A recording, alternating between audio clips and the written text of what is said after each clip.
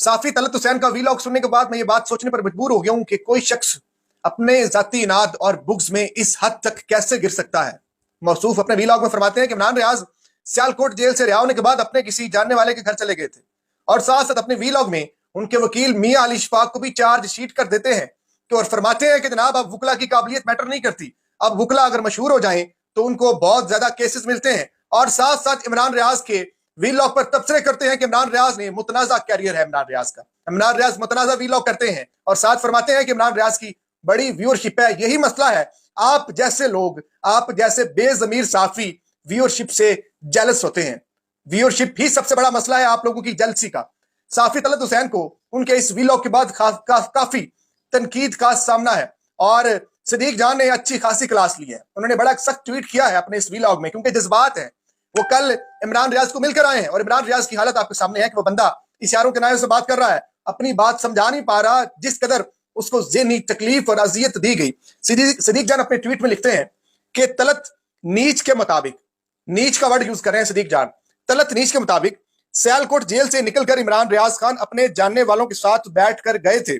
मेरी अल्लाह ताला से दुआ है कि इस घटिया और गलीज तरीन इंसान को मरने से पहले किसी मौके पर कोई जानने वाला इसी तरह अपने साथ बिठा कर ले जाए और फिर ये बगैरत इंसान, अब इस तरह का वर्ड मैं यूज नहीं करना चाहता था, लेकिन चूंकि सदीक जान ने अपने उस ट्वीट में ये लिखा है और आगे लिखते हैं कि ये बेगैरत इंसान 140 दिन बाद इसी हालत में वापस आए जिसमें हमने कल रात इमरान भाई को देखा है। मजीद लिखते हैं कि तलत हुसैन तुम इससे ज्यादा और कितना गिर सकते हो। इमरान रियाज ऑफ एयर होने के बाद किसी के घर नौकरी की भीख मांगने नहीं गया था।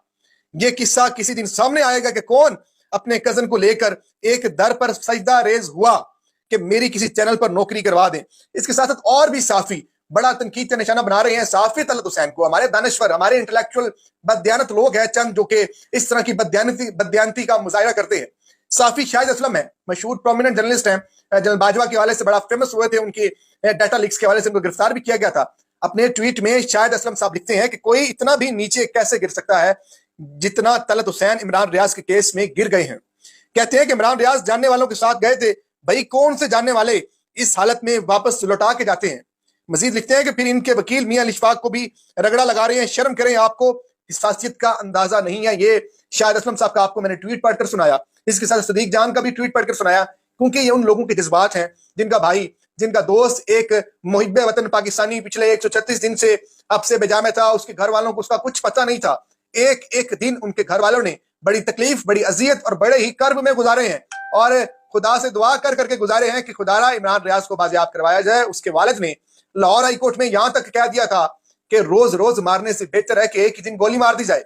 आप दीदा हो गए थे chief justice Lahore high court जैसे अमीर भट्टी की अदालत में, और उसके बाद अदालत बार बार मौके देती रही और फाइनली 136 दिन के बाद पाकिस्तान का एक शहरी, एक मुहिब्बे वतन बेटा वापस आता है और बहुत सारे लोग इस पर भी मजाक उड़ा रहे हैं, शुगल कर रहे हैं, तनकीद कर रहे हैं कि इमरान रियाज अब बोल नहीं पाएगा और इस तरह की चीजें कर रहे हैं कि जनाब ये इमरान रियाज एक्टिंग कर रहा है। इमरान रियाज बिल्कुल ठीक था, इमरान रियाज अपने रिश्तेदारों के घर था।